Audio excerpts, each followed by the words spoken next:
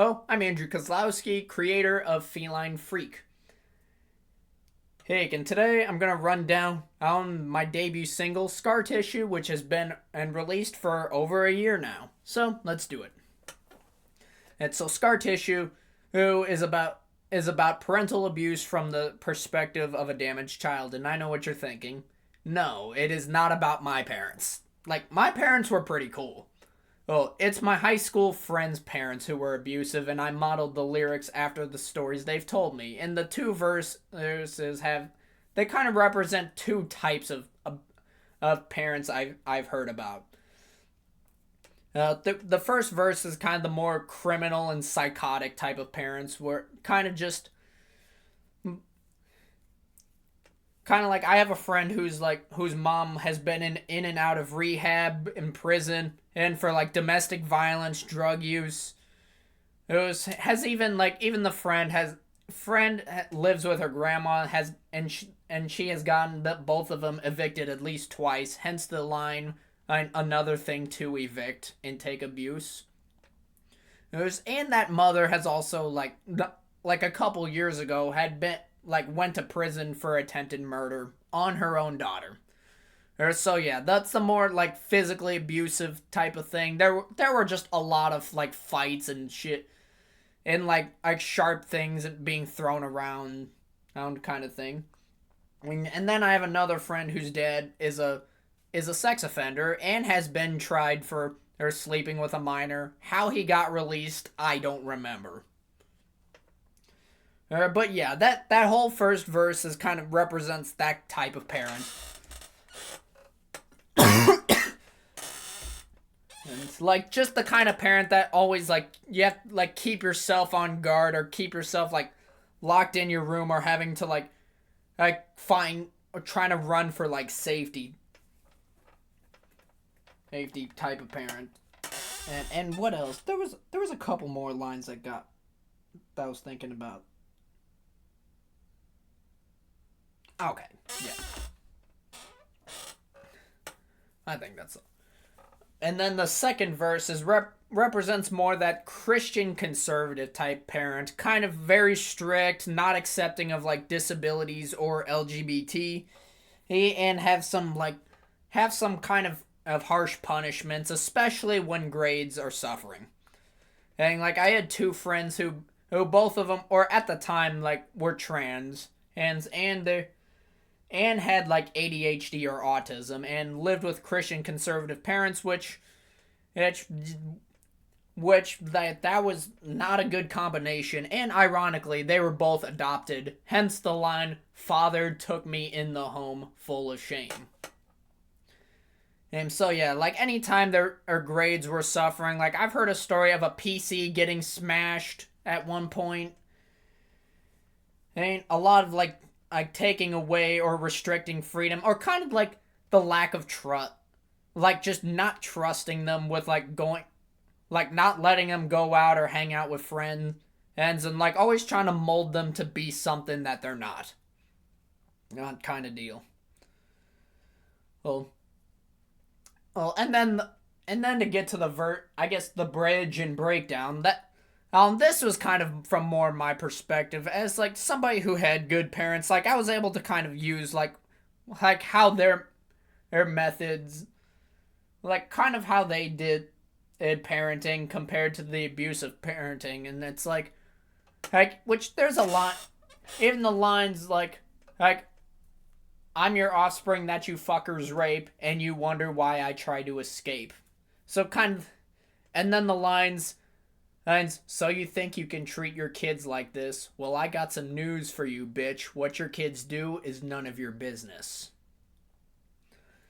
Yes, and those lines kind of represent how my parents, they're not supportive of everything I do, but they at least respect my autonomy, and they trust me to go out places. They've never been afraid of me going out thinking I'm gonna do drugs or something. Yeah, or something like that. At the Christian conservative parents as I was talking about earlier. So it's like it's kind of the difference between a parent who at least can respect their kids' autonomy, though they're not perfect. They at least like let them like be independent and don't try to mold them into something they're not. Which is kind of what my parents did.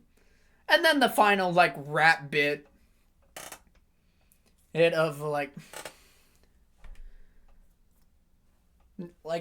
yeah, that final rap bit of like fucking with your kids, I take a gun and go, pal. You fucking with my friends, and I'm coming for a showdown, or I castrate your clits and dicks. That's just kind of my own like revenge, kind of like angry like threat message or something. And like I know I couldn't actually do that in real life, but yeah, like I kind of like wrote this song with the intention of hoping those those type of parents like hear this song and then realize the damage they've done. Like just kind of personify that type of like this very serious issue. You know, now to get to and now for the song music itself, which I started writing the lyrics in high school, didn't really finish it up until until I was well into college. Like I started writing the music, I don't know, like I just one day was just jamming on my like Korg Mini Logue and then played that opening riff on some sound, and I was like, I gotta use that in a song, and it turned into this. Because that 9/4 riff that started it all. Oh, and then while I was in college, I kind of I took a music fundamentals course, so I was like learning how to write music, and then I finished writing this song as the final and presented it to the class, and the teacher or the professor I had a lot really it reminded him of Tool a bit. Which I guess the dark tone of it and considering the fact which even some of the drum parts did start off kind of basic, and then I kind of added a bit of Danny Carey and Mike Portnoy type of textures to it. And especially for the pre-choruses. Or it says or the verses the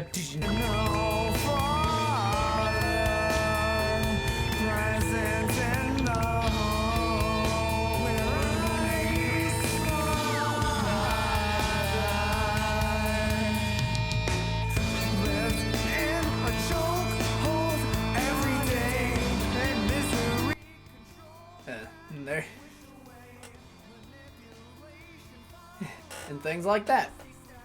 But of course, at the time I was writing it, I was kind of into Slipknot and Korn, and me being a huge prog guy, I've heard I've heard a lot of genre fusion, and I've heard a bunch of other genre fusions mixed with rock. So I thought, all right, what happens if you mix nu metal with prog? And so I decided to bring some turntables into the song. That's where all those scratchy sample, even the infamous high squeal in the first verse, which I sampled after my mom's parking assist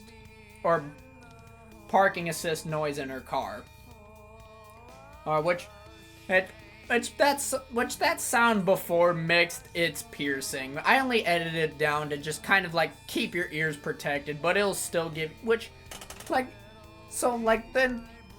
was writing the song itself in college, and then I started recording it when I was interning at Fat Buddha Productions. So while I was getting studio engineer training, and while recording this song, I was able to pretty much and having access to Pro Tools in a professional studio to work with, and also I also did a bit of recording with Benny Mayer at Ghost Lobster Studios, and the frontman of right now Dante Nobera. Oh wait, sorry, he's not the frontman of that band, but guitarist of Dante Nobera, and was the frontman of Double Helix, that band I played keyboard with.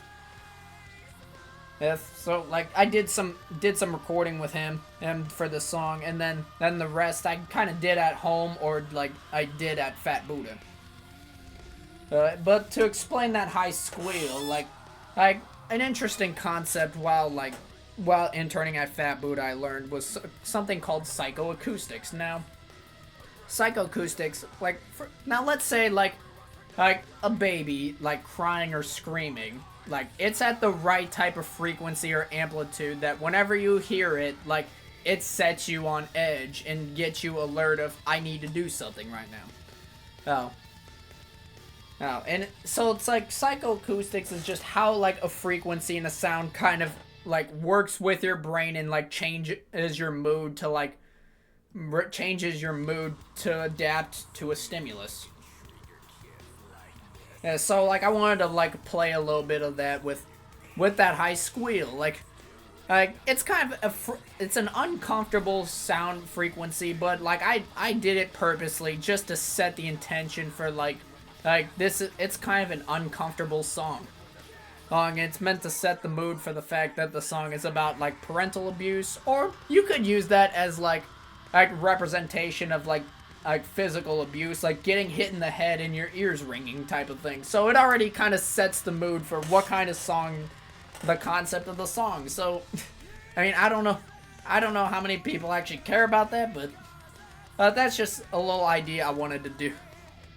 It's just a little something extra I wanted to do for the song, and experiment with a kind of an idea of infusing like new metal with prog, which I still need to develop my sound. I don't know if, like, I might bring turntables back, but for now, like this was just me like trying to figure out how to engineer or how to write a song, and like doing like just do the best I got while developing my skills. So that's a little story to keep you thinking a bit. But anyway, so that's Scar Tissue. Who I don't know if any, like I'm trying to write some more music now. I don't know when another song will be released, but there you go. That's a little rundown of Scar Tissue.